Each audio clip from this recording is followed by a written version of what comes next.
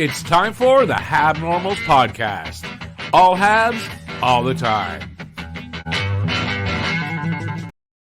Hey there, everybody. Welcome to HabNormals.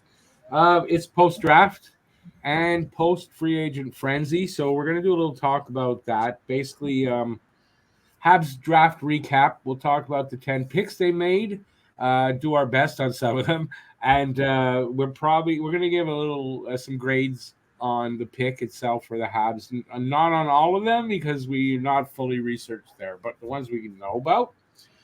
We're going to do a good signings, bad signings on Free Agent Frenzy Day.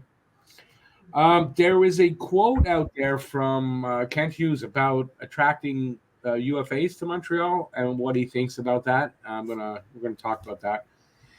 What do you think is the Habs' next move now that the draft is over, free agent frenzy is over? What do you think they're going to do? We're going to talk about that and give our opinions on that. And just for fun at the end, some very, very early 24-25 predictions for the Habs. Any kind of prediction, we're going to see what we come up with. As always, with my two co-hosts, we got, let's see, I got to do this right. No, I knew it was Matt Norton over there. Matty Habs. Go Sox, dude. And Harry Rice over there from Harry Rice Hockey on YouTube. Check that out. Hello. And hey guys. So we are gonna first of all, I know for a fact that Harry he live streamed through the Free Agent Frenzy, so I know he's pretty caught up. Matt, you were working, but you're pretty caught up on the moves that were made and all that. Oh yeah. All right, and did you guys watch the draft at all? Besides the first round, second round, I'm talking about. Did you guys watch second? Yep. No, I did not. I kind of excuse me. I kind of followed it through Twitter, kind of see what was going on. I was watching it. As a matter of fact, did I live stream? I don't think I live streamed. I was going to a little bit for second and third rounds, but then I realized Habs don't have any picks. I think maybe second round. Yeah. Did they one third rounder? I think 2 third rounders. I think. I'm trying to remember. Anyway, they didn't have any picks in the second round, so I thought, I'm not going to do that. But I watched and. It was interesting. One thing I got from the draft, definitely teams are into size. So this year, size matters. Because there were guys picked, the only reason they were picked in the later rounds, but were basically because they're big. And commentators were even saying that I can't really understand this pick, but he's 6'5", and like that. So definitely. And as a matter of fact, I think one of the stats from the draft, interestingly, if I get my microphone in the right spot and you guys can hear me, interesting is Habs. Let me see. The Habs have more 5'10" and under players on their roster than were drafted at this year's draft. You know what? In a way, that doesn't surprise me. It feels like a lot of those guys go unsigned. A lot of those undersized guys. That's where they really pick up steam as a free agency. But over the last 10 years, kind of the little guy got the opportunity a little more often. This year, no. And it's not just first round. We're talking about the whole draft, and the Habs have more under 5'10" players, 5'10" and under. So that's pretty interesting. I hope we don't see a return of goon hockey. Yeah, Nobody... but what's that? Only what? 2? 3? How many are 5'10"? Because I think the only 2 that are under – Caulfield and Hudson. No, I think Newhook is 5'10". Oh, he might be. I think, but it's 5'10" and under. There's, so that's it. How many guys were drafted? Newhook's 5'11". I know of Suzuki. I think. Oh, Newhook's 5'11". So yeah, there weren't. That just shows you how few sub 5'11" players were drafted. Mm-hmm. Now maybe what the stat I read was wrong, but I did read that. So interesting. That's the take I have from the draft is that definitely teams are interested in size. They want to get bigger. Habs kind of need to because, we have those small guys that are going to be big parts of the team, and they got to be protected. So you don't want Caulfield or Hudson taking advantage of them, without retribution or without being worried about it anyway. So, all right. So we're going to talk about the Habs draft picks, right? They made 10 draft picks. The first one, I'm sure we can all agree, was pretty goddamn awesome. Oh yeah. Right? I think we're all agreed. Mr. Demidov there. We all kind of liked somebody else, but we all agreed Demidov was going to be very acceptable if they picked him, right? Without a doubt. I was heavily on the Demidov train. I preferred Demidov over Iginla. Okay, I was honestly either one of them I was cool with. Like, I might have leaned Iginla a little bit. Like, I'll admit that I did. But like, more than a little bit, but so did I. But at the end of the day, like, I was fine with either one. Like, I'm ecstatic with Demidov. Here's the thing we wouldn't have gotten with Iginla, that I think Demidov will deliver, and that is that how do I want to put it? That game breaker, that guy that can really lift you right out of your seat on a regular basis. That's going to just be, that kind of. It's not necessarily flashiness, because I don't think he's that flashy. I don't think he tries to be flashy anyway. But he's got that. The things he can do that he's done so far over in Russia. Yeah, that's that excitement factor with Demidov is going to be like through the roof. For sure. And as a Habs fan channel, can't wait till he gets here, right, Harry? Oh, right? No. It's just that 1 year. It's just that 1 year, but it's going to be a long-ass year. Okay, but when he gets here, right, the excitement for everything that we're doing is going to be ratcheted up just because of that guy. So that's something that he brings that I don't think anybody else that they would have picked would bring. Yeah, no, I'd agree for sure. Absolutely. It's he's going to bring an excitement that we haven't seen in a long time. As much as we love guys like Caulfield, he's definitely more of a straight shooter. We have not had a guy like Demidov here since probably Alex Kovalev, I think. I that playmaking ability. So I love how Harry just stopped himself too from saying the M word. Guys like Caulfield and all that, they're all going to benefit from this guy's playmaking ability. Oh, without a doubt. By M word, I mean he was about to say Michkov instead of Demidov. I was about to say Michkov, yeah. He caught himself. I was, yeah. I was hoping nobody would catch that. I haven't had a chance to talk to you about this, Harry. What do you think about what Kent you said about they had kind of targeted Demidov before the Michkov pick in the draft, like before. Yeah, I just saw that. They had hoped that they would be able to get him this year. They did. Like, what do you think of that fact that they targeted Demidov over Michkov?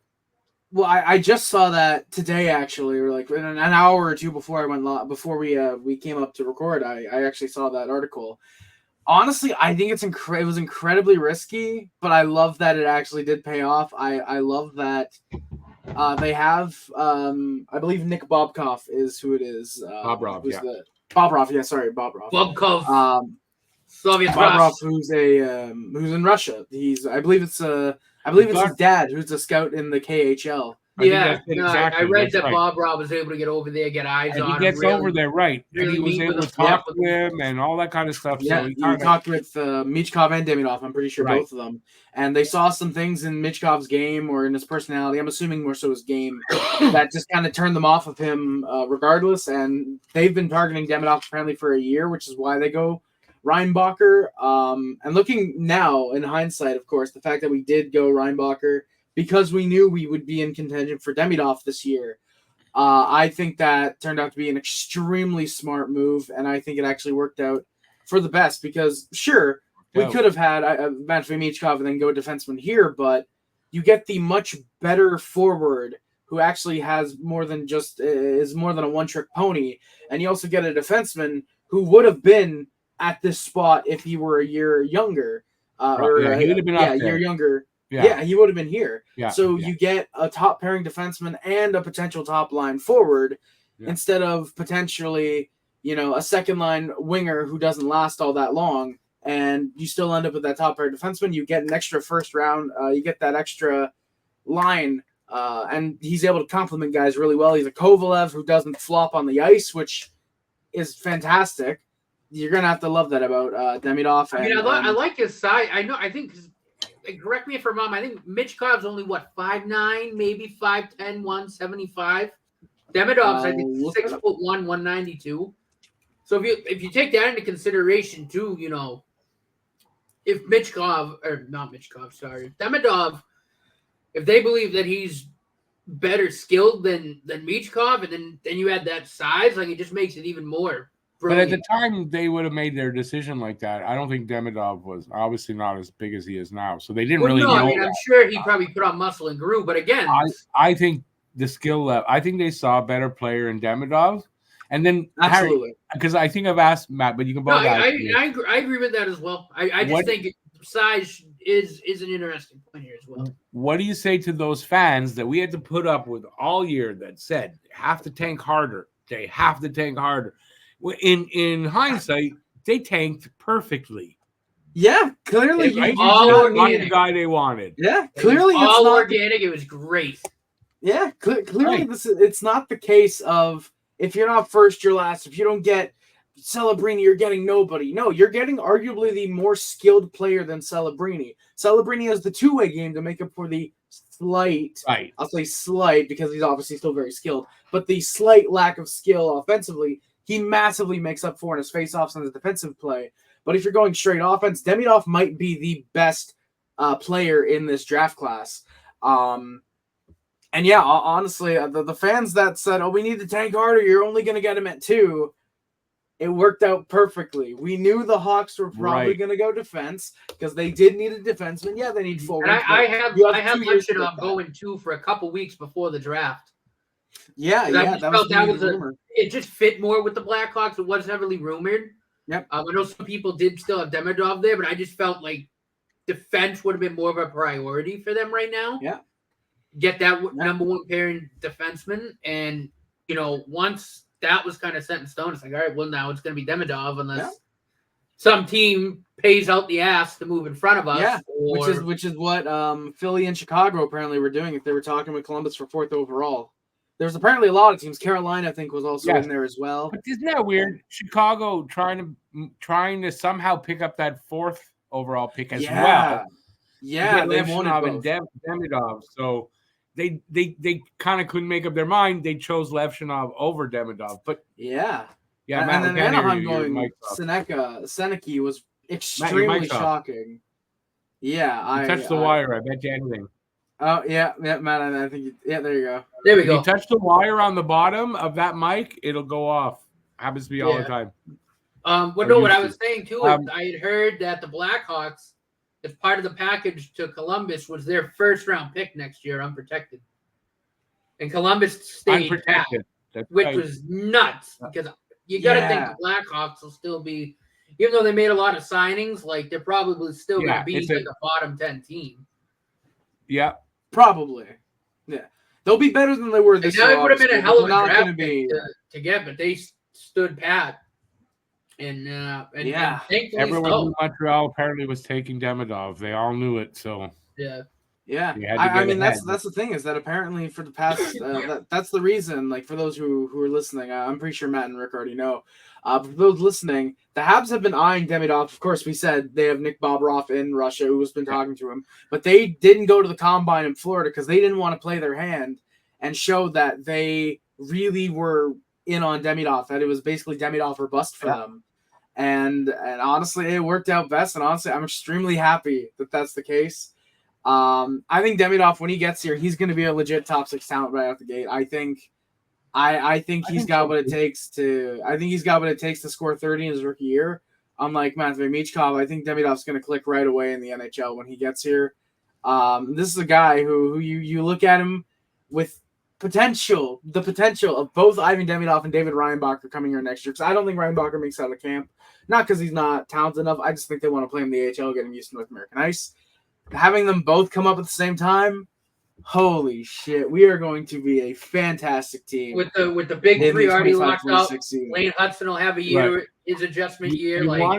There's an interesting thing with that, right? So Reinbacher, even though he's picked 5th, in Switzerland, they track all these kids as they come up, right? So he was considered the number 2 best pick to make in last year's draft, right? We got him at 5. Yep. In this year's draft, who was considered the overall number 2 pick in this draft was Ivan Demidov. That's the second best player in this draft.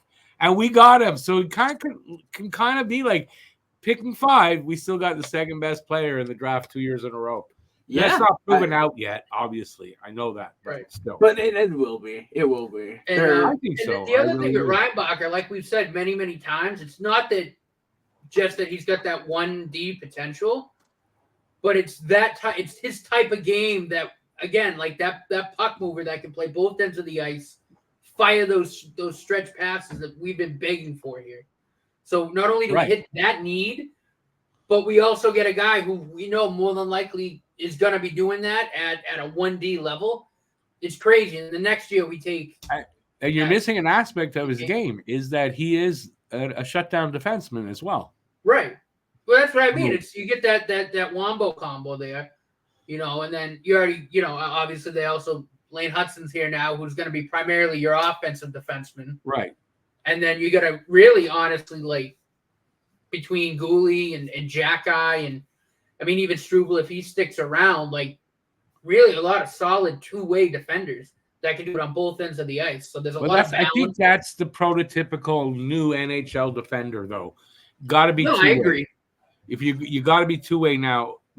Like the Joel Edmondson type, where you're basically strictly a shutdown defenseman. And I think this could be a problem for Anton Silayev, who's basically that. We don't know about the offense there. Right. Those kind of guys are not. They're phasing out because you got to be able to move the puck. So with Reinbacher, not only you have that shutdown guy, literally what he does is he stops plays from happening. That's how he's described. I remember first time checking him out. That's but he also moves the puck. This is a guy that moves the puck well. Yeah, he got a hell of a stretch pass. If he's got a lane, when he looks up, bullseye. Yeah, no, he moves the puck well, and he is a shutdown guy. So this is he's got terrific size too. He's like 6'3", 6'4", right? He's got the size, he's got the weight, he's got the game. It's obvious, and I say this, it's obvious to people. I don't want to insult the people who don't like him, but I don't know how, if you know hockey and you've looked into him, I don't know how you can say this was a bad pick. It might not have been the guy you wanted, and it might not, so I'm also hoping the picking of Demidov, puts that talk to rest. Can leave Reinbacher be now, because we got Demidov, we got that guy. Mm-hmm. Yeah. That's it. There's my rant.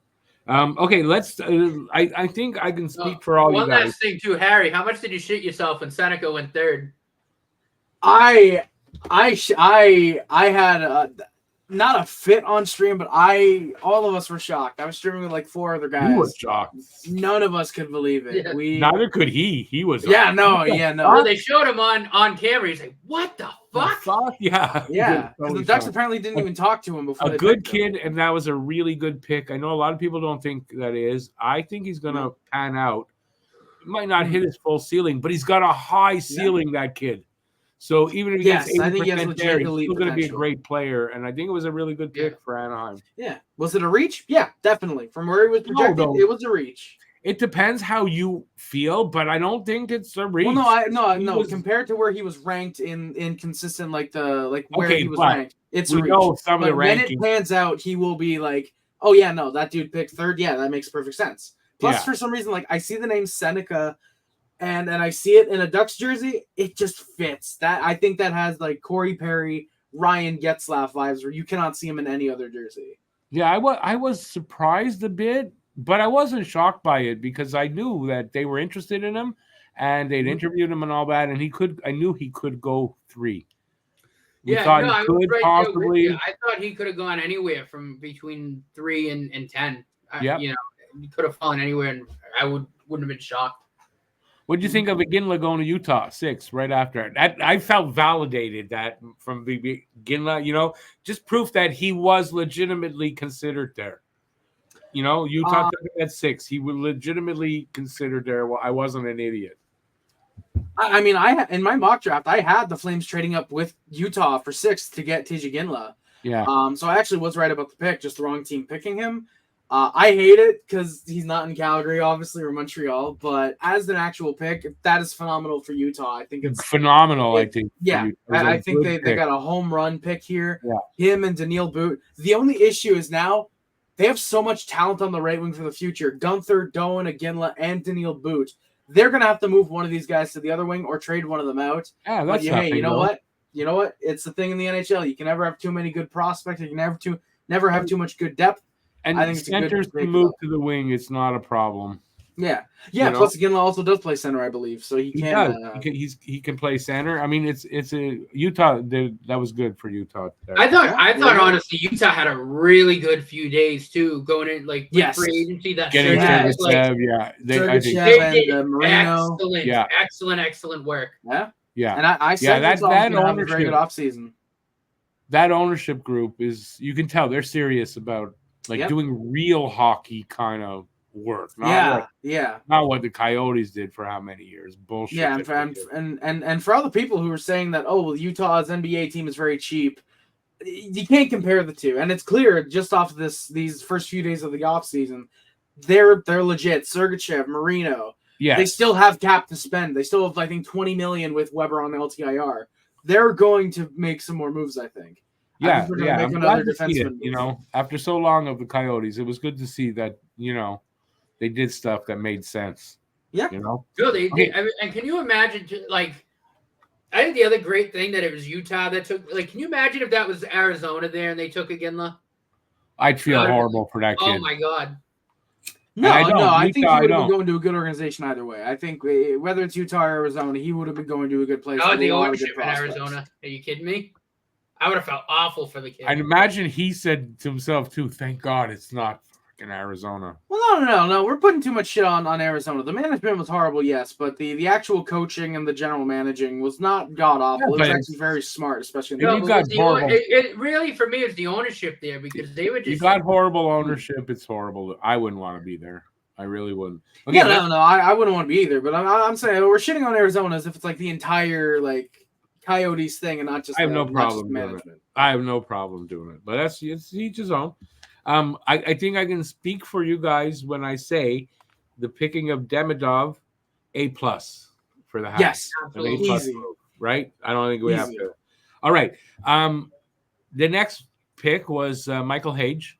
I want to show you this because last 25 games for these guys that were picked, most points. Ivan Demidov, 49. Next up, Michael Hage, 43 points. Wow. Isn't that interesting that they got the guys that had the best finishes in their season back to back?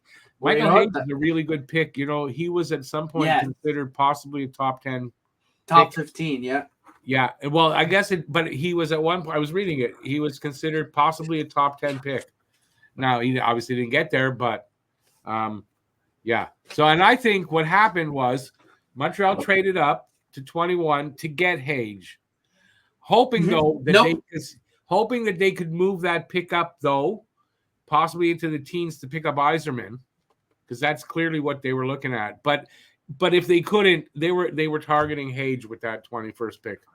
Yeah, I think it was Yzerman number 1. I know that. Yeah, that's the fact. They didn't think he dropped to 20, but they were. I mean, Hughes said they were hoping to move that 21 up again, but they couldn't do that. But he also said Hage was the guy we were targeting with the 21st pick, and both can be true because if Yzerman wasn't there, Hage was the guy that they wanted. And if he was there, they were going to pick Yzerman. And if he was, but he got picked before. But I don't think they figured he'd be at 20. They were hoping to move that pick. Yeah, I think so. And plus, that's the reason Colorado ended up moving their 24th overall pick, because they thought that Yzerman might have dropped to them, which is why they, I forget if they traded up or if that was just a straight pick. But that's why they ended up trading it. But either way, it's why they did end up trading it, because they thought Yzerman had a chance to drop to them, which they did. Yeah. They obviously did think that they could get him, but I don't think they thought he would drop. He almost did, but I don't think they thought that in moving up to 21. I think that's where they No. move up, and they were targeting Hage and hoping they could get him if they couldn't move up again. I think that's how it worked out. Now, I don't know a ton about Hage. I just know that family. He's got tons of family here. I think he grew up in Toronto, but speaks French. The French media already loves this kid. He is a legitimate 2C potential. Guy can score and put up points. Like, this is a good pick.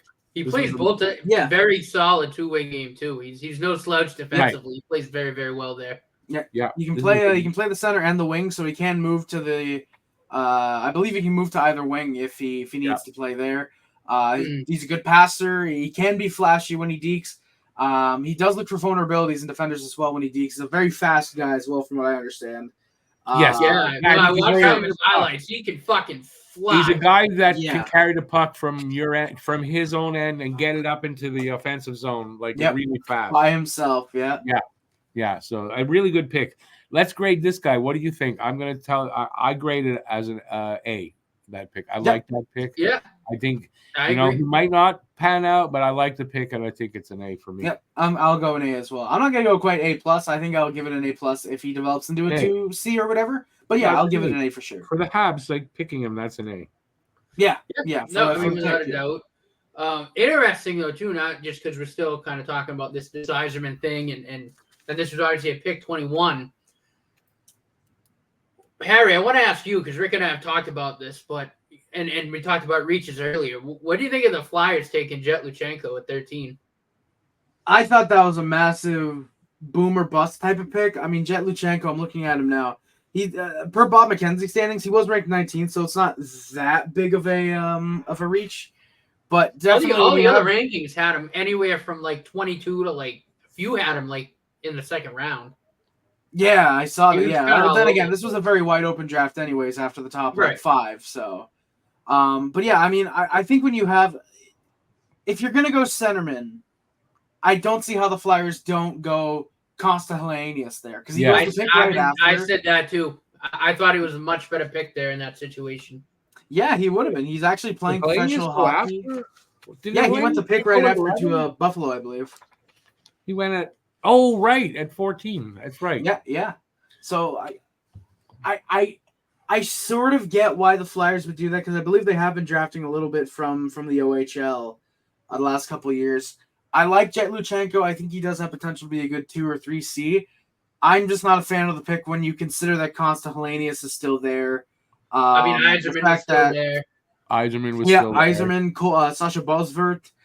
If you did want to take a reach on a center, Dean Latornio, that felt like it could have been a Flyers pick. I know where he was ranked, but that could have been it also felt like a pick for the team that did pick him too. It did. It very much did. I wanted Dean Latornio, but we can get to that.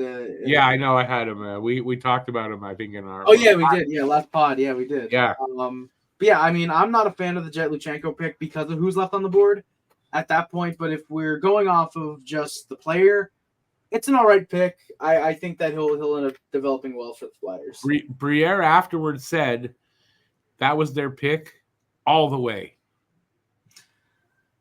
This is what I don't hired Danny Briere then. Okay, so this brings up a point I tried to make to Alex. If I'm a Flyers fan, that first round, Danny Briere made me worried about him. Yes, 100%. Yeah, I thought they had I had them in Toronto as the losers of that first round. They were the worst teams in the first round, I thought. Yeah, easy. And for those who don't know, Toronto drafting Ben Danforth out of the Oshawa Generals. Shout out Oshawa. Love the Generals. That being said, garbage selection. I think that was probably the worst pick you could have made at that point. Especially if we consider, if you want defensemen, Dominic Badinka was still on the board. Charlie Ellick was still on the board. Alphonse Fried was still on the board. Aaron Kivi-Harju was still on the board. Gabriel Eliasson, Cole Hudson, Adam Kelber. If you wanted to make a defenseman, you had any of those guys available, plus Lucas Pettersson, Igor Chernyshov. Toronto was horrible, I thought. They were bad. 18 other better players that are available. And again, I don't want to say this about Ben Danforth. I like the Oshawa Generals. He's not a guy that you draft in the first round to be a top 4D. He's a top 6 guy at most. No, it doesn't make sense. I know. They're horrible. And especially when they were at 23, too. I mean, they had EJ Emery there. They had... Yes. Yeah, why would they trade down like Stolberg, that? He was there too. I would have picked Stolberg there. I would have kept that pick and taken Stolberg. But why would they trade down? Drove me nuts. At that spot, trade down. They didn't get much of. I don't know if they got hardly anything for it. They got a later. I think they thought EJ Emery could have fallen to them, and he almost did. He was picked the pick right before. It was a first for a first and a second. Okay, but still, you traded your way out of a decent pick. Right? Might have been a way, yeah. A little bit. I just thought it was a horrible performance by them. I mean, and then you signed Chris Tanev, who's 34, to a 6-year deal at like 5. Oh, we'll get to that. Don't worry. We'll get to that. Yeah, they're good and bad signings. It's coming up. Yeah, we'll get to that signing. All right. I want to we got one more to talk about. Last week, if you watched our pod, it was just me and Harry. And for the third pick, we had the same guy. And it's who they picked. And that guy is Atos Koivu. And yeah, we had Atos Koivu, both of us. And I don't know enough about him, but I do know this. I saw his numbers were really good. He's bigger than his dad. From what I understand, similar player. I like that pick. I don't know what it's going to amount to, but I mean, I like that pick. Just, it's forget that word there, a legacy pick kind of also. Yeah. But I think, a third pick at 70, I think he merits it. Yeah, I think so. And look, I think he carries himself just like his father. I think it's pretty sweet, and I think it'll be cool to kind of have Saku around the team more. It'd be pretty cool. Yeah, especially considering that not that we've shunned Saku away, but it's been we don't see him around the Canadians a lot, once he retired, especially considering guys like Guy Lafleur at the end and Carbonneau. You see a lot of like the older players around the team. It'd be nice to see guys like Koivu and Kovalev and Camilleri come around the team more. So getting Atos Koivu, again, of course, the son of Saku, the nephew of Mikko Koivu. Everyone fails to mention that. He's the son of two great defensively responsible players. I honestly think Mikko Koivu was pretty underrated. I always thought that he was a very, very decent center. Always thought he was. Yeah, Mikko, I think if you were on a team like the Rangers or the Habs, would have been seen as a legit 2C. A little bit pushed as a 1C in Minnesota, but yeah, I always liked Mikko Koivu. Very, very solid. Never really all that flashy as much as his brother was, but always a guy where you're gonna get good defensive ability out of him. And yeah, Atos is a two-way center. A lot of the places I've looked have really pointed out his shot, that his shooting is very, very good. And he doesn't just go with the wristers. Apparently, he has a lot of variety in the types of shots that he'll take and the shots that he'll go for. Like you said, Rick, it very much seems like he's a player that's like his father. Hopefully, he has that flash like he did before he got injured in '95, I think it was. And kind of derailed his offensive chances. Brought it down. He had still good numbers, but I mean, he would have been. Yeah. Could have been a 100-point center. He could have been 100-point. I think he would have been a 100-point center. Yeah. Now, am I saying H is going to get there? No. That year he was on his way because he was leading the league. It was early in the season, but I mean, he had 35 points, I believe. Yeah. And I forget how many, but he was leading the league. And then the Jim Cummins took his knee out. Yeah. I'll never forget that game because we lost two guys that game against St. Louis, and two guys, two knees taken out. Two different guys. It was horrible. I'll never forget that. And Koivu was never the same, unfortunately. Okay, I'm gonna give that one. I'm gonna give it an A because I just think I like that pick. It might not end up that way, but I like it. I think it's I'm a Saku Koivu fanboy. I give it an A. Yeah. I'm going A+. I think he was the second best player available on the board at that point. I'm giving it an A+, especially because he's Saku's son. Saku's probably working with him a little bit. He's probably telling him about Montreal, telling him how good it is. And and you got to think like Atos, he knows how to act. Like having that pedigree, he knows how to act like a pro. He'll know how to handle the media. Like, I think it's a good spot for him. Yeah, I think he'll work out as a legit third line center. I think he's going to work his way into that role. Maybe fourth liner, but I think he'll be on the Canadians for sure. within I think 5 or 6 years. Before we move off of this subject, you've got a couple more where you said you can actually grade them. After Koivu, I'm doing a video.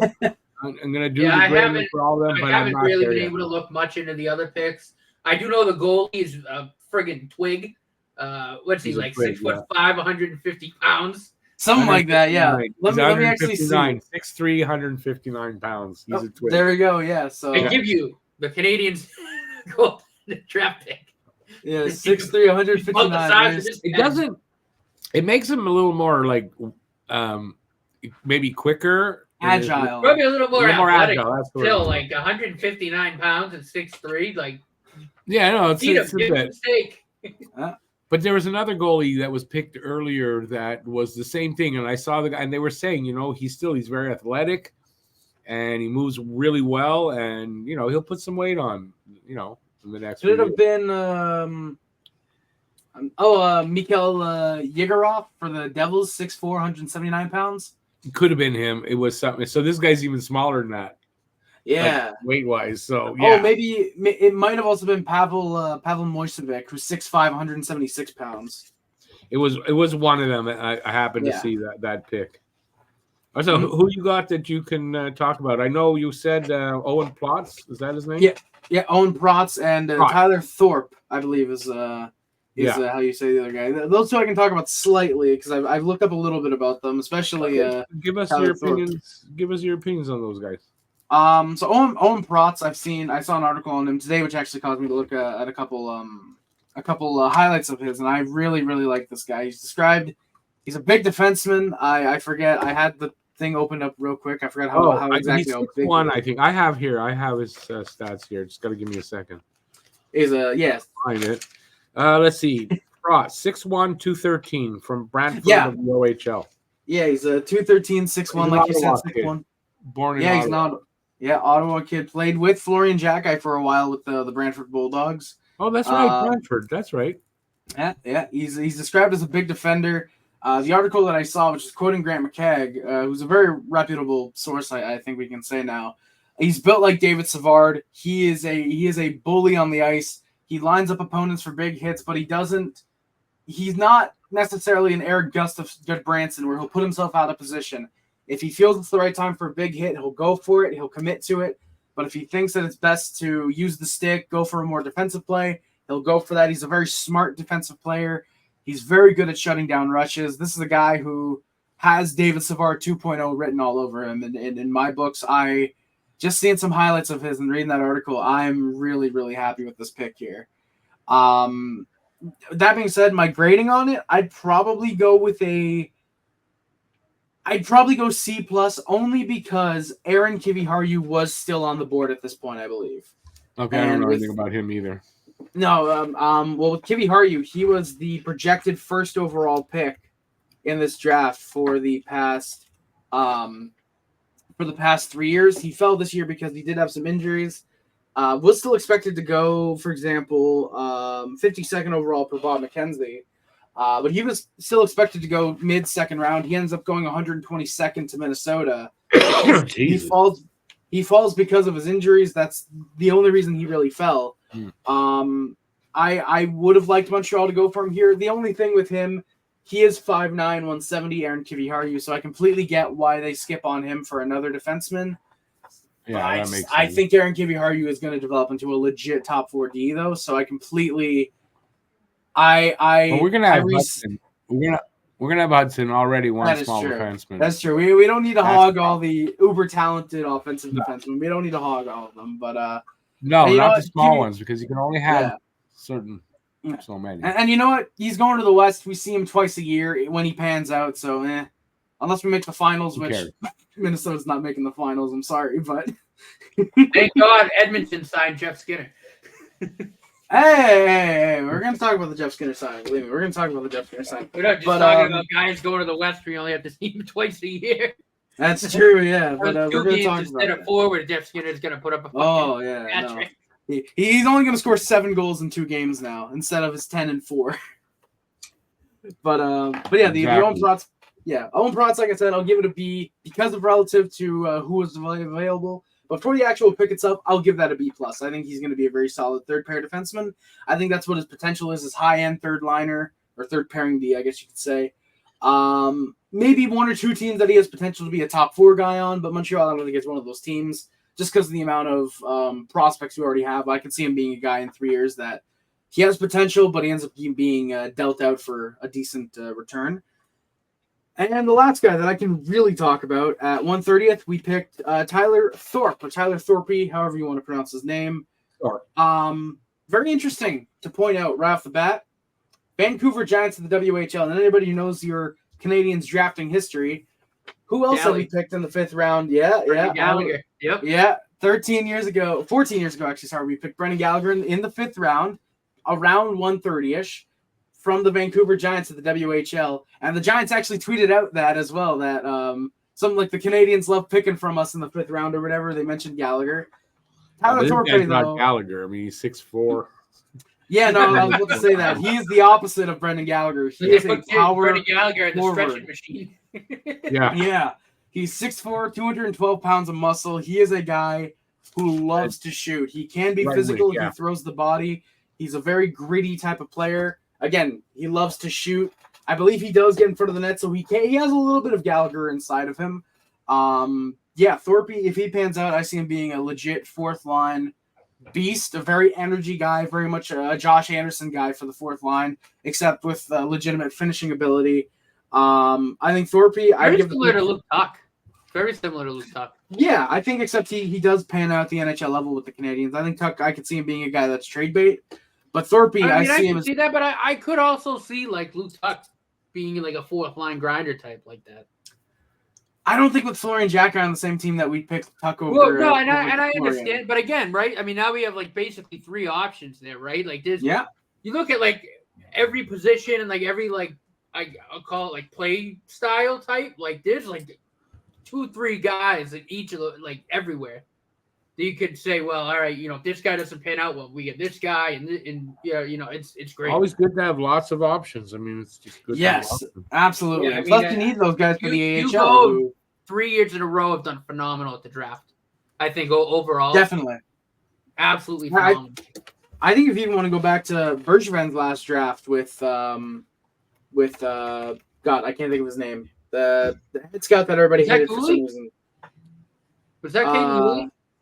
No, Caden Gooley was 2020. If you're going back to 2020, even then, if you want to go back, like from 2019 onwards, the Habs have had phenomenal drafts. Cole Caulfield, Jaden Struble, Raphael Harvey-Pinard, all in 2019. In 2020, Gooley, Tuck, Mishak, who gets flipped for a former first-round pick, Sean Farrell, Jacob Dobesh, and then 2021, Bergevin's last draft, Logan Mailloux, Joshua Waugh, Oliver Kapanen. Just phenomenal drafting. Kapanen, I like a lot. Like, there's so much depth. Like, it's not even funny. And if like I've looked at a few different like prospect pool rankings, and the Canadians are always number 1 in terms of guys that like middle 6 NHL guys. Yeah, like that's how deep their prospect pool is. They have so many guys that legitimately could wind up being like middle 6 NHLers, which is phenomenal. Yeah, it's absolutely phenomenal because some of those guys could make the team. The guys that don't, right? If they develop, you can trade them away. Trade bait. Get a good haul back. Guys, they keep replenishing your future so well to be able to add and not have to worry about the prospect pool. Like they can trade a few guys here and there and go, well, I mean, we got these guys here that are basically the same thing. You know what I mean? And yeah. All right, let's move off of that for now. It's interesting because we just had free agent frenzy, so we're going to talk about that in a minute. But a question that I get a lot, I guess, here when there's talk of UFAs is how's Montreal going to attract free agents when that time comes? How are they going to get anybody here? Kent Hughes was asked this, and now we know he's a former player agent. So he knows it from the other side, but this is his answer. I hope I got the right one. Yeah. All right. So he was a guest on a show, and he was talking to former Hab Torrey Mitchell, who grew up here in Montreal, on the South Shore. So he says to him, I think there's so many different factors in how you get free agents here. There's different considerations that different players in different situations take into account. We can't control the weather. It's beautiful every month but January, basically, here in Montreal. As you can attest to having grown up here, he grew up here, this kid. Taxes, he says, I mean, nowadays taxes are worse in a lot of other markets. People die to play for the Rangers, and you live in New York City, you pay your city, state, and federal taxes. I'm fairly certain you're no better off there. So the point is that the tax situation here in Quebec isn't going to throw players off, which I didn't really know all that. And also, that wasn't written there.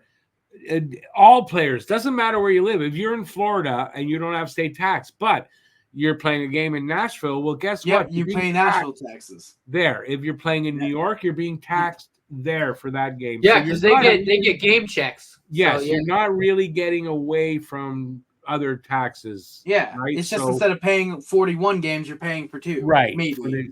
And it's different rates, different depending on where you're playing. So there's that. And so when we have a team that's going to be a winner, that teams are confident that, this team's going to be winning soon, got a coach that they like, got a GM that treats them decently and more than that, we're going to attract free agents here. Oh, yeah. Without a doubt. We're going to get pay cuts, I think. And I think you make a great point, too, about having a GM that treats players. And I would even say more than just decently. I think he treats everybody with the utmost respect and professionalism. Yep. Right. I mean, just look at like humans, right? Taking him back right away, he knew, all right, I'm going to flip him. And he told him, listen, just told him, hey, tight. we're gonna trade you, don't worry. I'm going to honor your trade request. Like, everybody, even a guy like Casey DeSmith that never played here. Yeah. He moved him and told him that. Knew he's an NHL caliber goalie. He said, hey, we're not going to disrespect you, send you to the AHL. We're going to find a trade for you. He did just that. Right. Yeah, no, he treats the players well. I mean, and Smith played himself into another NHL contract too after the trade as well. So. Right, exactly. Yeah, so he did. He moved. Where did he go? I mean, look at Sean Monahan. Dallas. Look at Sean Monahan. Yep. Had his career rejuvenation, and they said, "Listen, we're going to trade you to a team a contender." Contender didn't work out there for him, but now look, he just signed in Columbus, and he's making 5x5. Like, he's back. He's back. In terms of actually winning, I don't know how smart that. He's not winning in Columbus. Same thing with Toffoli going to San Jose. I didn't get that at all, but I know we already we'll get to that. Up, so I can kind of understand if he wants to just be a mentor, but. We'll get to that one, though. That's what he's going to be. I mean, yeah.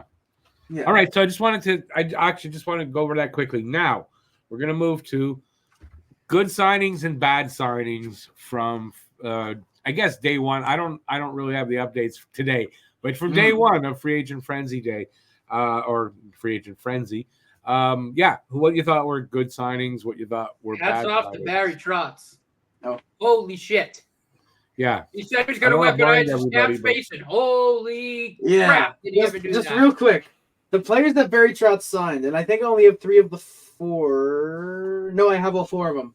So starting with the most valuable, Scott Wedgwood, obviously. No, but he signed Scott Wedgwood to be the backup, which, you have Yaroslav Askarov. What are you doing with him? They signed Brady Shkayan on the blue line, Jonathan Marchessault, and Steven Stamkos. Yep. They get a first-line center, a first-line winger, a top-pairing defenseman, and a backup goaltender. They have to be early favorites to win. You got a decent defenseman in Carrier. Isn't he a defenseman? They added some good depth pieces, too. I saw they added Vinny Hinostroza. Yep. And then a guy that I watched a lot, being here in Massachusetts following college hockey, but the other Matt Murray. The other one. Third or fourth Matthew Murray. I think he's pretty underrated. I think if they do end up trading Askarov, Matt Murray could be the next guy up to be the backup. And they also have some decent depth down in the AHL. John Leonard, again, another UMass guy. But they did a great job adding depth pieces and again, going out and getting those big fish guys. I think he flipped the Predators completely 180. Like that. I think that team's a playoff team. especially with the guys they still have there, right? Forsberg and Yossi still, and some other guys there. Yeah, Yossi, like you said, Luke Shen, decent depth. Dante Fabro, Gustav Nyquist all of a sudden had a very good year last season. Yeah, and I mean, like I said, too, Forsberg's still there. He's still got a lot left in the tank. Like, oh yeah, he's only 29. A really good team. Yeah, it will be. Joachim Kamel they have coming up in the system. Yeah. Juuso Parssinen, who I think is a little underrated. Philip Tomasino, they still have to sign those two. And just a reminder, this team has no cap space, though. So there's that. They do not have any cap space whatsoever. But it's scary. They would have about 11 million in cap if they didn't retain salary on Johansson and Ekblom and they didn't buy out Duchesne and Kyle Turris. They'd have 10 million in cap to improve this team. Like, I mean, I don't think Barry Trotz is really done either. I think there's some depth moves. No, probably make because he'll may try to make himself a couple of million in like emergency money, but they got the big fish done. Now it's just kind of again try to just get back a couple of million really because it's you get a team like that. You're going to contend. You really only need maybe 2-3 million in emergency funds. Yeah, and if you're doing that, I think a guy like Colton Sissons could be the perfect guy to trade out. He's making 2.8 million. I like him, but he's the guy that you can replace on the third line. Cody Glass, I think, might be willing to might be able to take that spot. I mean, he only put up 13 points last year. Glass could even be a guy that you deal out. He's 2.5 million. I think you can find a guy willing to take on that amount of money. So either of those two could be guys to deal out. Mm-hmm. Yeah, no, I agree there. I think for me too. I think Utah's got to be a winner. Utah did some. I don't know too much free agent wise, but that Sergachev trade for me puts them as a winner because that's your experience. Still pretty young, stud one D man for that team going forward, and you're already adding him to a team like forward wise. Like you said, you still got Keller, Gunther. There's a couple other guys too that I'm blanking on. So they got a young up and coming team. I love adding Sergachev. Harry, you're going to have to remind me some of the free agents they got, but there are a few signings that I did like there. I can't remember them. Out of the guys that are on my list of like the most notable guys, they got none. Yeah, I'll take a look. I got maybe they have depth guys. There were a couple depth guys I thought that they added that I liked. Utah, they added Stenlund, Ian Cole, I think. Cole, I think is. They didn't do much. No, as far as not much really. Yeah, no, they were more trade market. I thought they made another trade besides that Sergachev one. Yeah, John. Marino. Yes, that's the one I was thinking of. Yeah, no, they. I like adding Marino to that decor. They're like we said when we were talking about their drafting. Like this ownership group is serious about putting together a hockey team. I mean, it shows. It really does. Yes.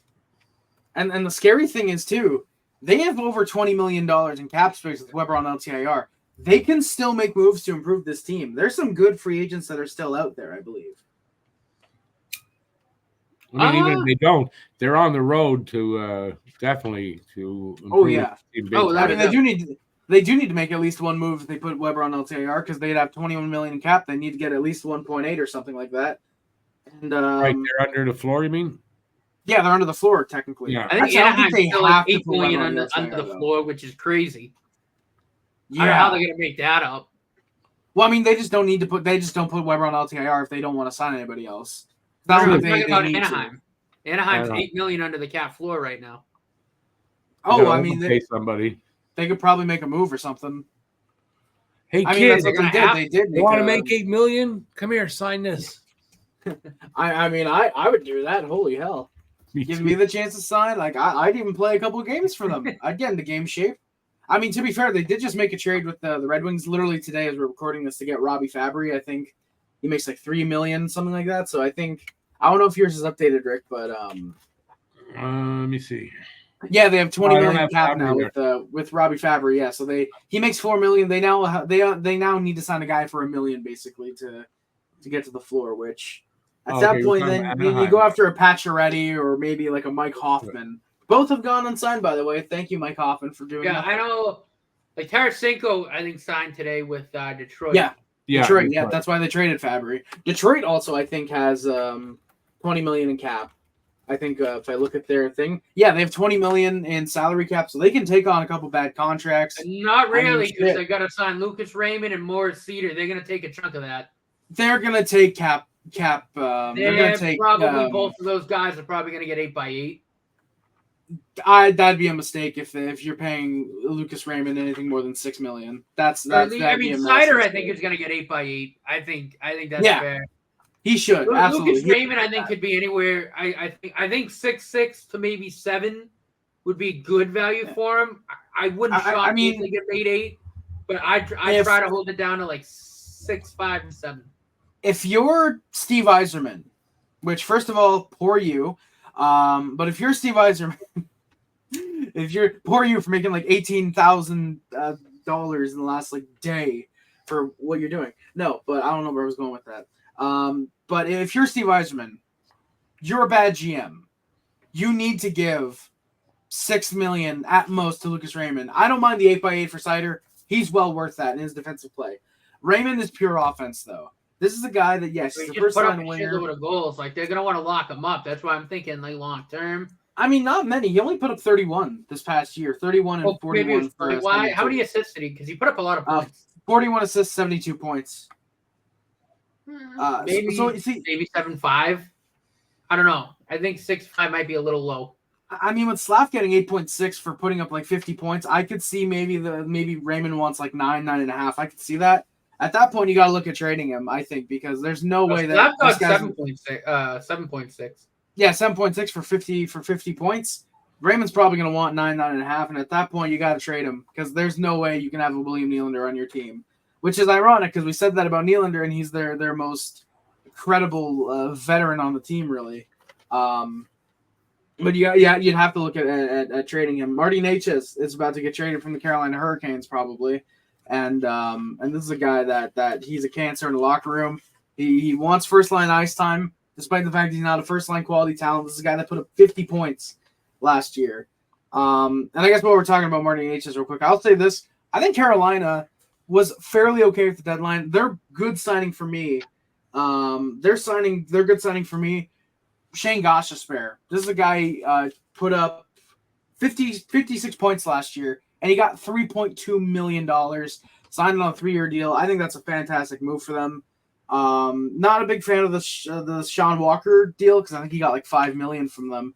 I think Gostisbehere is a great offensive talent. I think the fact that he got that little, very, very good signing for me.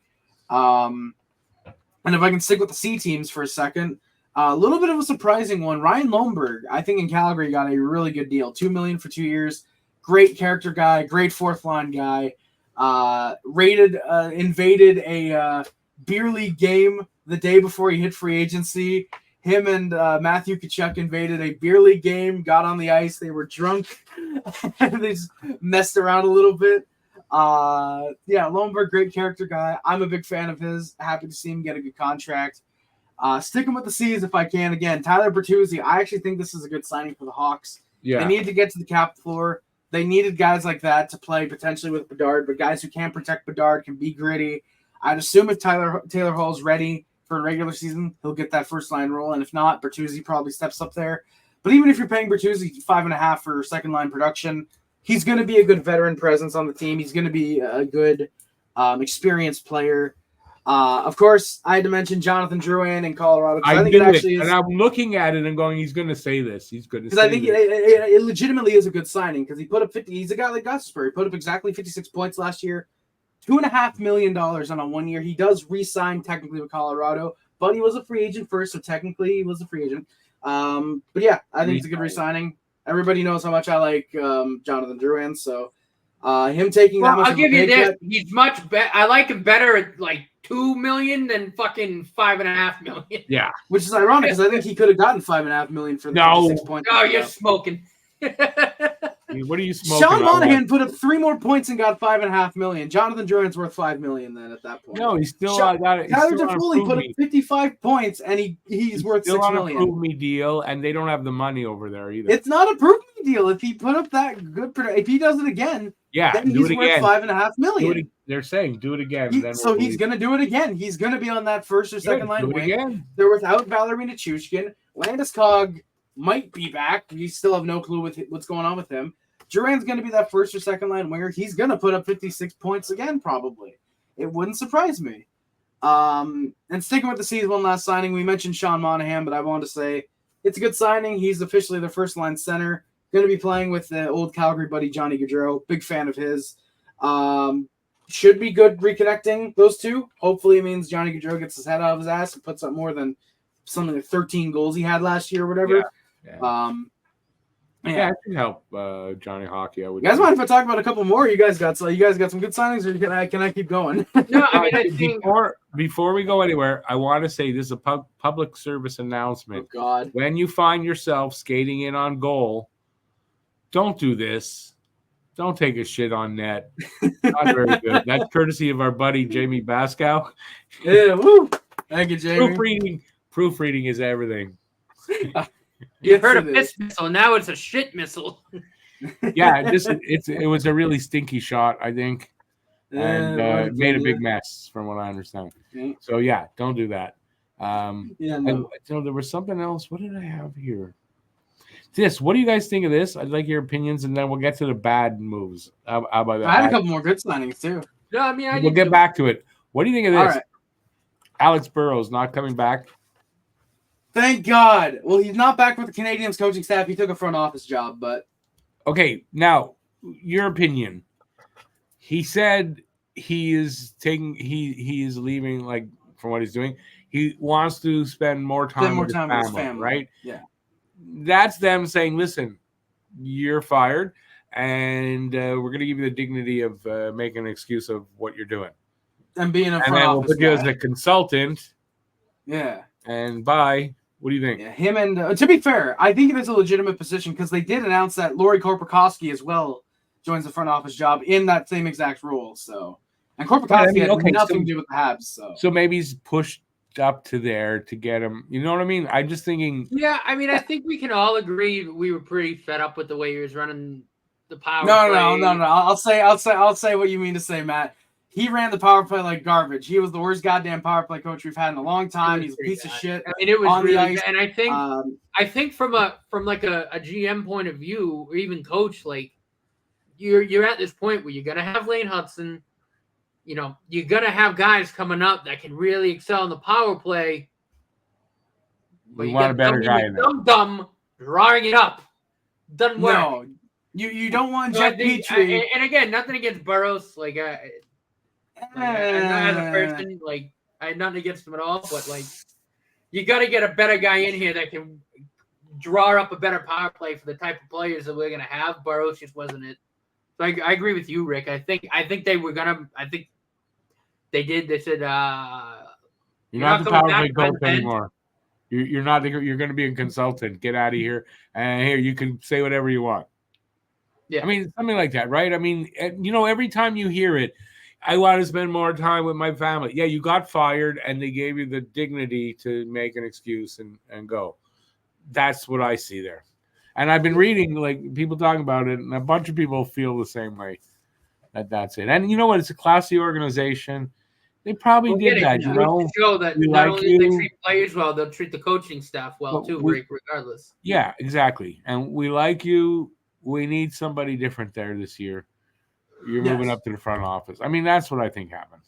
Anyway, I just wanted to mention that. All right, let's get on to bad signings from yesterday.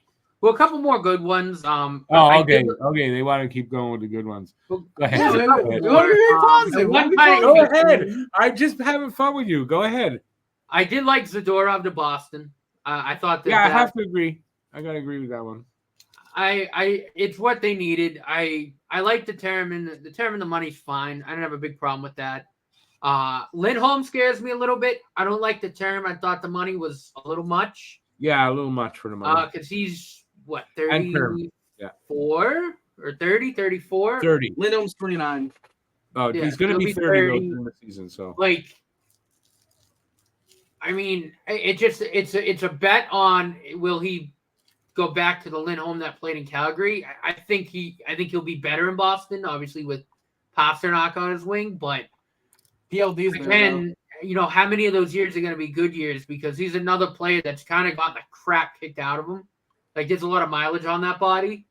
So, I think maybe the first couple years will be fine, but I think after that contract might bite him in the ass. I know the cap's going up, but again, it's a little bit much. It's still going to be kind of difficult to move a $7 million contract. Like if they say they have to move when he's 33, 7.74. Yeah. So I wasn't a big fan of the term or the money there. I think they could have, something around maybe 5 at 6.5. Maybe they probably 7 overpaid. They probably overpaid because they needed that. I mean, they needed. Well, no, they desperately needed a center. Like, they needed that. So they might have overpaid because to assure they get him. And I mean, I don't know, but I kind of agree. A little much, a little long term. But I mean, he should do a decent job there. I like what the Canucks did. I like bringing Jake DeBrusk. I like bringing in Danton Heinen and Forbert. I think those are fine plays for him. Grab everybody off Boston. Got a little bit more term. Who's available on Boston? Sign them. I thought the money was fine. Really no issues there. I think the Chris Tanev deal was the worst deal signed on that day. Worst deal. Fucking 34 years old. You're going to give him 6 years. You're probably going to play 1, if that. I mean, he's already falling apart. Full movement. The dude's already falling apart at the seams. We've seen that happen. He's been injury prone now for the last couple of years. He's falling apart at the seams. He's 34. Who gives him a full movement? I don't get it. I don't get that move. I know you need defensemen. You just let TJ Brody walk. I think Brody would have done the same thing that he was doing, but a lot less money. Like, Giordano's basically riding the pine at this point. He's no good anymore. Like, OEL is an offensive defenseman. So again, you have that in Morgan Riley. You sort of have that with Liljegren. They'll be fine They'll be fine in the regular season again, but once they hit the playoffs, the defense is not going to hold up. The thing they did well, Anthony Stolarz and signing Joseph Wall. Yeah, so you got your tandem. I think it's a good tandem. So, like, I don't like their moves because they got better. But again, they're like one injury away from panicking in net. That's the only thing. Okay, if nothing happens to Joseph Wall, then you're tandem Stolarz and Matt Murray. Oh, they got Matt Murray. They re-signed him for a year. They got Matt Murray back. Come on. I mean, here's the thing. Stolarz can be a legitimate starter. I will say this. Stolarz, I think, needs that chance. He'll push Wall. It'll be a good tandem. They'll push each other. It will be. But if Wall were to get hurt, I don't think it's as much of a panic as I think people think. I think Stolarz is a starter or should be a starter, especially in the past 2 years he's fantastic. Himself, but I'm just saying now, but like if Matt Murray's the backup, like then every time like Stolarz is slow to get up, they're clenching their ass cheeks because if Matt Murray's got to fucking start. Anyways, it hasn't happened. Well, no, because then you call it Dennis Hildeby. They probably use Hildeby at that point. You can't predict the injuries really. So going in, I mean they've improved, and then you add in Coach Berube, excuse me. Yeah. I think I'm worried that the Leafs that I hate are going to be a decent team. Actually, I don't think they're built still for the playoffs though, but. Craig Berube, I think he's a much better coach if you're getting into the playoffs than Sheldon Keefe was. Yeah, no, I agree there. But yeah, I just the defense still worries me a lot. I just think Tanev's just at a point where he's falling apart at the seams. I hated that deal. OEL's another offensive defenseman. Like, it doesn't worry me because we're going into another season where your best defensive defenseman is Timothy Liljegren, and he's okay at that. Like. They're not built for the playoffs, but I think they're kind of confident their goaltending's a little better, so they'll, I mean, they still might end up moving Mitch Marner like this. They still have that decision to make. I think if he ends up playing this full season and walks in free agency, Treliving's got to get fired on the spot. So does Brendan Shanahan, because if they let a guy like that walk instead of moving him for assets, at that point, you just pack up and leave. Like they're basically a dumpster waiting for some fire. Yeah. And they're gonna. It looks like they're gonna take Tavares' captaincy away, which is the right move. Yeah, But I think what does Morgan that do Riley in the can be locker captain room? of that team. But what does it do in the locker room, right? Yeah, I mean, who knows? But yeah, I mean, I think there'll still be a pretty good regular season team. But again, I don't like the chances of that defense core holding up for the playoffs. Again, I do, because that means Tanev, I think, is an improvement on what they had, but at his age and his injury history, that's a gamble. And I don't like that. Not for a team that's really been needing to win for about 7 years now. I don't know. I look at it differently. I go, I like it a lot because there's still going to be, hopefully, lots to laugh at. Yeah. So I'm happy that way. But from a hockey standpoint. Yeah. But they worry me. They're going to be a little better. I don't like that. But they are going to be a little better. They did improve their team. They will. I mean, I have no problem acknowledging that. And I'm with you. I mean, I hate it, but no. But again, I just that Tanev would worry me if I'm a Leaf fan because I don't know how well he's going to hold up, and that's a lot of money. I think the problem there with the Leafs is that they're running out of time. No, they really seriously are. Making small improvements or whatever, it's not enough. You got to build that team for the playoffs because you don't have much. Your window's not open for. That's why I think they needed to move Mitch Marner as soon as they could. Yeah, there's a lot of time left. But the haul they got from him would have been good. But there's a lot of time. I mean, that could happen still. I mean, we're talking. We're. It could, but the cap situation's not. I mean, granted, Marner having $10 million come off is good, but again, it depends. What's the return going to look like? Again, I still think moving him before free agency would have been more of a benefit because again, you would have gotten a haul, and you probably still could have made some of the moves that they made, and they would have been fine. I think they would have been better off. Made more. Yeah, and no movement clause is a big problem. So I read somewhere that he agreed to move for Vegas, and I don't know what happened there, but. That could have been the rumor. They're probably still talking about it. This is not a deal that could happen overnight. It was a rumor. Doesn't mean it was true. Look at the Shane Pinto rumor, right? Where he asked for a trade, then they signed him the next day. No, same day. But that's the thing. That was just about the same day, within hours. This has. But I mean, so the rumor was that Toronto's an infinitely bigger market than Ottawa. So the Pinto thing though was true to an extent. Like depending on how negotiations went. He was gonna request it was there on the table. They did end up coming to a contract, but it was there, so it was true to an extent. I don't know. He didn't get traded; he got signed, but no, the trade was there if they couldn't hash something out. We don't know that. I haven't heard. I've been reading that came out from a few of the. Not everything's accurate though. Not everything you read is accurate. Especially at a time like that where there's a lot going on. Yeah. It's hard, some of the things weren't accurate. But anyways, that's so bad. That's no biggie. Any other bad signings out there that you guys thought were really bad? I'm able to talk about them. Elias Lindholm and Nikita Zadorov for the Boston Bruins. Of course, Matt already mentioned with Lindholm the cap and the amount of term he signed to. I think Lindholm got overpaid by about $2.5 million at least. He should not be a first-line center on any team, let alone a team like the Boston Bruins. I feel like they should be going for, I would say PLD, but he's in Washington. But if they had gotten PLD, it should be PLD and then Lindholm. I don't think Lindholm's going to work as a first-line center in Boston. He should be a second-line center. But at that cap hit, he has to be the first-line center. Yeah. And Nikita Zadorov. I'm not a fan of the signing. Big physical defensemen like him do not hold up well, especially when they sign those big types of deals.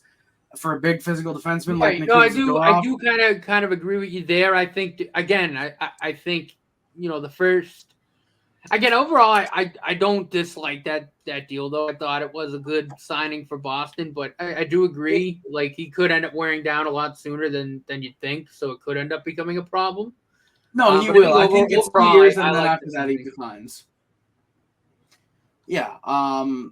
Zadorov, it's a good fit. It's the type of player that Boston loves. It's the type of player that Boston is known for. So it is a good fit. Right. It is a good fit. But by year 4 of that contract, that's going to look horrible, and I think they're going to be trying to trade it after the second year. Jake DeBrusk in Vancouver. I don't understand this signing. I get that the Canucks needed scoring depth, but a guy who just put up 40 points, didn't even crack 20 goals, getting $5.5 million on a 7-year deal. Yeah, I get he had a good playoffs. He is a good playoff guy, but he's overpaid. I think the term is way too long. I would give him DeBrusk a 3-year deal. Yeah, he's another guy. I think he's overpaid by at least $500,000, maybe $1.5 million. I think if it's a $4 million 3-year deal, this is actually a very good signing. I just don't care for it. Chandler Stevenson in Seattle. I like Chandler Stevenson. Good two-way kind of guy, but for a guy like him, he's 30 years old and he's signed to a 7-year deal, $6.25 million. Yeah. I especially don't get it because you have Matty Beniers and Shane Wright both in the system. Beniers, who I believe is an RFA, if I can look on my notes. He is. Yeah, he's still an RFA, I believe. Yeah. I don't get why you signed Chandler Stevenson when Matty Beniers, who, yes, had a down year, but they replaced their coaching staff. They replaced their assistant coach. They overhauled the coaching staff. I don't get why you wouldn't run with Beniers on your first-line center. I get for the first year that you probably want Shane Wright to be your third-line center. I'd assume that's what they're going for. So Stevenson being the second-line center works because he can be that mentor. By year 4 of that deal, this is not going to be a good contract, especially when Shane Wright's up for his money. Matty Beniers is probably going to get an 8-year deal. I would think they're trying to work that out. I don't get this deal. It's one that I see, again, 3 years down the line, it's going to be a massive buyer's remorse, which is weird because there's a lot of deals here that I think are good, just not good enough to mention in the good signings. I did have a couple more in the good signings, though. I liked what Florida did. I know they did. I mean, they lost a huge piece in Montour.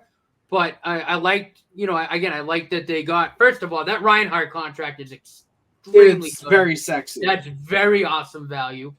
Yes. I forget who they brought in to replace Montour because they signed a D-man to kind of take his spot. But I really liked it. Yeah. I know they re-signed Kulikov as well. Kulikov and Lindell, too. I loved re-signing Lindell. That was a good signing. That was phenomenal. Who they brought in? That they brought in. Oh, Schmidt. It was Schmidt. Yeah, Nate Schmidt. Did you sign him today? Yeah. Yeah. No, I thought that was very good value too. I think Florida's obviously, lost a little bit of potency, but I still think they're going to be phenomenal. Like, I don't think they're going to take as drastic steps as like Cam was saying the other night. I like how they kind of, again, were able to kind of plug those holes a little bit. I don't think losing Oliver Ekman-Larsson is going to hurt him a whole lot. I don't. I think they'll be fine. Are there any other teams? I liked what they did. Okay, we got to move on. Well, and obviously the Montreal Canadiens and inking Slafkovsky to 8 years at 7.6. Just phenomenal GM work. Yeah, that was a phenomenal deal. That's true. We should have mentioned that. Your 3 big guys are all signed now long term at under $8 million a year each. Yeah, I mean, that's just phenomenal. And I love what Slafkovsky said. He said, I would have taken any amount of money. I just want to be here. Yeah, I just wanted the 8 years, basically. And I think that's a sentiment honestly felt throughout the locker room. I genuinely think all those guys do want to be here for the long haul. Without a doubt. Which, again, speaks to the culture, speaks to how well-liked and respected that Marty St. Louis is. Like, it's just such a good thing that we have going here. Speaking of guys that wanted to stay, I'm sure, but didn't stay, Jonathan Kovacevic got traded to New Jersey for a 4th-round pick next season. No, in 2026, I believe, actually. Yeah, I like the trade. And again, I know I ragged on him a lot during the regular season. I did think he was fine in his role for the most part. Like, I'll never say anything bad about him. I appreciate what he did here, but again, way too many defensemen right now. Someone had to be on the way out. I still think Jordan Harris is probably on the way out before the season starts. I think Harris and Barry both. It's Kovacevic. I'm not surprised because No. I was mentioning he deserves to play third pairing games. No, but I was mentioning how teams are going for size, right? Kobe is 6'5", Harris is like 5'11". Not surprised that it's Kovacevic got moved first. Yeah. Plus as well, was probably a thing to get him ice time. He deserves to be a third pairing guy. I think it's another move where Ken Hughes said, hey, look, we don't want to use you as a 7th D. We know you're better than that. We'll try and find a move for you, as well as probably teams were calling about him already. So, I think so. I think so. All right, let's move on. You got what? I've got a couple. I'll just give them very quick mentions. Duclair with the Islanders, speedy score. I love the deal. 3.5 for 4 years if he plays first, second line minutes. That was a pretty sneaky good signing, I thought too. Yeah. He's a big boy, or not big boy, but he's speedy. He's quick. He put up 20 goals. I think he's got potential for 30 if he's playing with Matt Barzal. He's a journeyman. Basically. He's 28. I mean, again, good stats. This is his first long-term deal in like 5 years, so. He's a guy that does get a little complacent with when he signs a long-term deal. By the second year, he usually gets very comfortable. But he's a guy that I think with the Islanders, Patrick Wall is going to push him enough, and he's going to be able to do well. Brett Pesce with the Devils, fantastic defensive defenseman.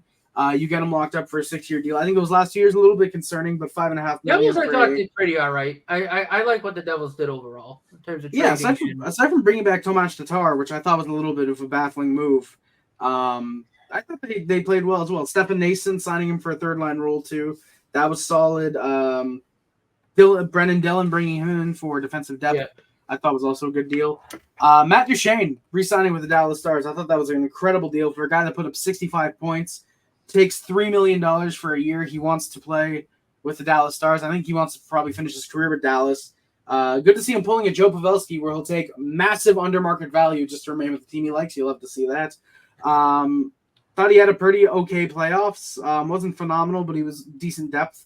Good signing there. And the last of my good signings, Jeff Skinner with the Oilers. I actually really like that signing. I love it because he's not in Buffalo anymore. We don't have to play him twice. well, that too. But also he's a guy. He's a year removed from putting up 60 point per game. Still put up 24 goals and 46 points. So getting him on a $3 million deal. Probably plays first or second line wing with either McDavid or Draisaitl. I think it's actually a very good signing for the Oilers. A very I thought the Oilers did pretty all right. I thought they did pretty all right. Yeah, bringing back Adam Henrique I thought was good. Bringing back Corey Perry as well I thought was fairly solid. I could have sworn they signed a goaltender, but I guess they didn't. I think they did very good at shoring up what they needed to. My issue is that they still didn't get a good backup goaltender. They signed Calvin Pickard instead. They still didn't shore up that bottom pair on the defense and trade out Cody Ceci. They still lack a little bit of scoring depth on the bottom six, but you know what? I think they have a couple extra million. They could probably make a move or two. And a guy that I really like, I want to shout him out. He's not signed yet. Daniel Sprong. Teams in the NHL, get on him, preferably Montreal. Trade Josh Anderson, sign Daniel Sprong. There's all your worries. You're a cup contender at that point. Love Daniel Sprong. I love his offense. Even though he doesn't play any defense, his offense makes up for it. I love him. He's very much a Victor Olofsson. He'll play great power play minutes, but he's a fourth-line winger because he doesn't play defense. I love Daniel Sprong. I want to see him get signed. NHL teams, get on it, please. Except Detroit or Carolina, because I don't want him going to hellholes. All right. Now we're moving on. We're running out of time here. Yeah, for sure. Just want your opinions. What's the next Habs move? Gooley's contract. Okay. I'm going to say Jack. It's going to be one of the two, or both. They might do both at the same time. But it's going to be one of those two. No, but okay. What about a trade-wise? Anything? Probably another D-man. Probably Jordan Harris. Probably. Because they got to make room there. I mean, maybe they move I don't know. Maybe they try to get somebody to buy to Josh Anderson. I don't know, but I doubt it. I think probably a trade on the defensive end. Kind of stunk losing Ullinen, but I'm glad he's going to be able to play more hockey.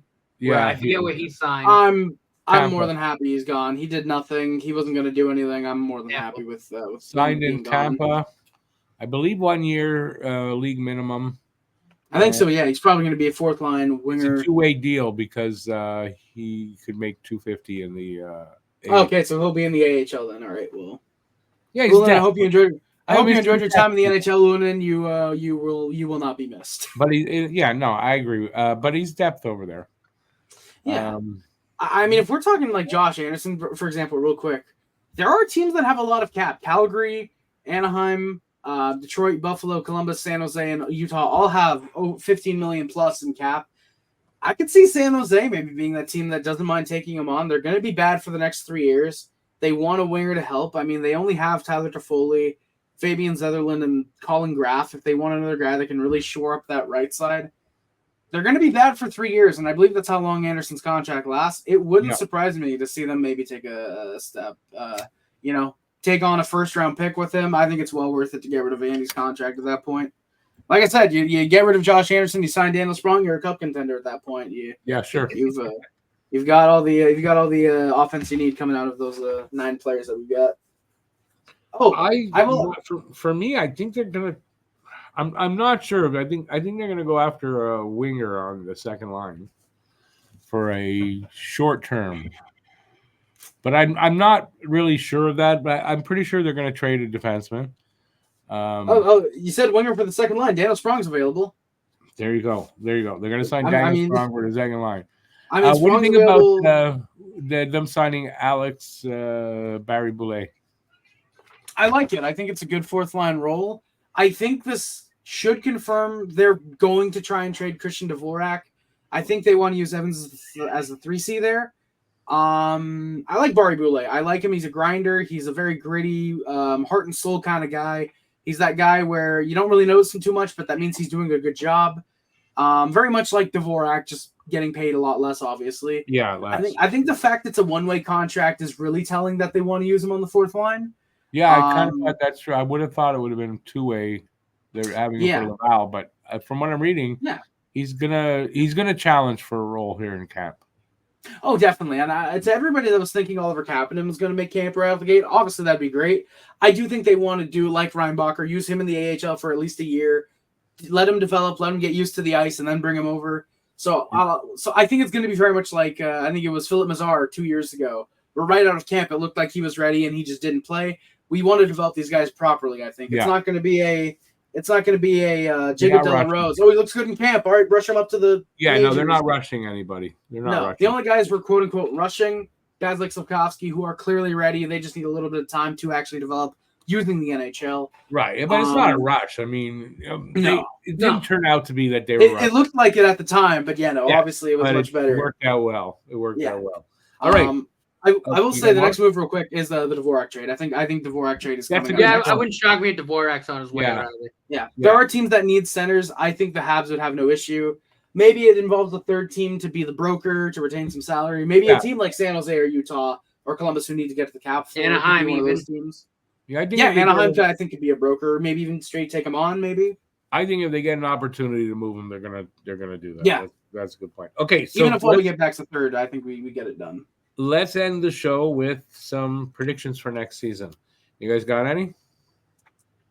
Cole Caulfield's going to hit 40 goals, 70 points. Slafkovsky's going to be a point-per-game winger. Nick Suzuki is going to hit 95 points.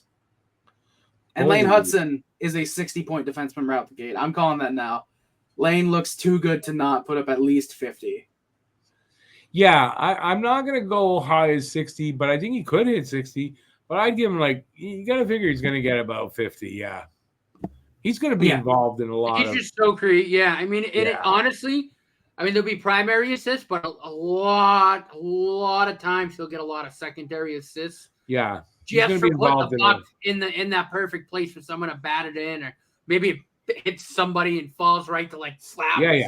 He's going to be involved in a lot of offense. But I think Suzuki's a point a game, I think he's probably a little more than a point a game. I mean, his trajectory's gone up 10 points every single friggin' year he's been in the league. I don't see why he's not over a point a game. I think Slav gets close to point a game. I do think Cole Caulfield's probably going to get around 40 goals. I think his shoulder feels really good now. Yeah. And I think you'll just see another year of those guys taking another step. Mm-hmm. I don't know if I'll go as high as 50 for Lane Hudson, but I wouldn't shock me at all if he's in that 40 to 50 point range. I just think he's that good. He's that creative. Especially on the power play. If they use him on the power play, without a doubt. I can definitely see that. I think overall wise, I think we're going to be playing meaningful hockey in March. I'm not saying we're going to make the playoffs, but I still think we're going to be right around that second or wild card spot. We'll be competitive enough to be in the barring in the injuries. If we get a doc for a full season, barring any huge injury setbacks, I think we're right around there. That's my hot take. Doc plays the full year, doesn't get hurt.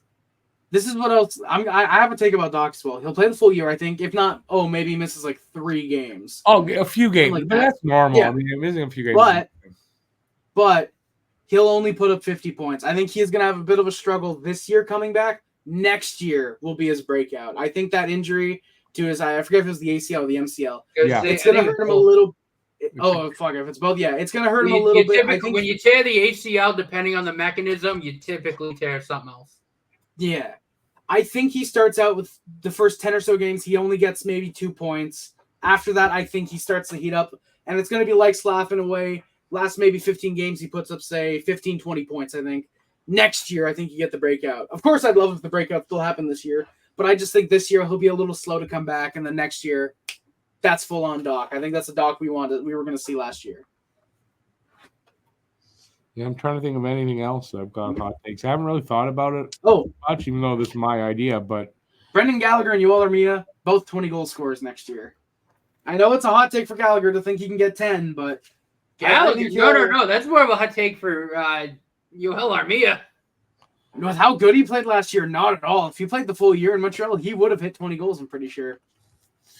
Yeah, I don't know if he's going to get 20 goals because if he's on that pace, they're moving him at the deadline. Well, it depends if we're competitive or not, I think. I think either way. I don't know. If we're in the hunt for a wild card, a guy like Armia could be good playoff depth. He's got 10 goals in 44 career games. He's decent depth. Yeah, but if we're in the hunt for the playoffs, it's not because of Armia. It's going to be because of the young guys. But you need depth like him on the wings. You need a third, fourth line guy like him. I'm not saying you don't necessarily, but I think if you get an opportunity to move him, you do. Yeah, I think it's you got to move him at the deadline. I mean, he's going to walk otherwise. So if you get the it's not guaranteed.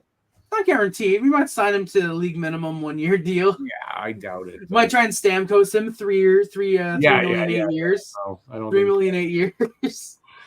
All right, we're gonna end it here. Thanks everybody for watching. If you enjoyed this video, please give it a thumbs up. If you're new to the channel, please subscribe, and also don't forget to check out Harry Rice on his own channel, Harry Rice Hockey. Just have to type that in; you're gonna find him there. And our other channel, DPWM. Don't forget to check out what's over there. We're making new content all the time, and that's basically it. We're going to be on our summer schedule, so we will not be here next week. We'll be here the week after that, and we'll be going every 2 weeks. So don't forget that. Don't look for us next Wednesday or Thursday. We will not be here. Unless, of course, something really big happens, and we might consider it. But otherwise, Crosby. You never know. It could be a big move or whatever, but we'll see. Yeah. So that's it. Thanks for watching. Let us know what you think in the comments. If you have any ideas for us for future shows, let us know about that. And I'm going to stop talking now. So thanks, everybody, for watching. Really appreciate it. Stay safe till next time. Peace out, y'all. And on behalf of these two guys here, have a great next 2 weeks. And we'll see you in 2 weeks. All right. That's it. Ciao, everybody.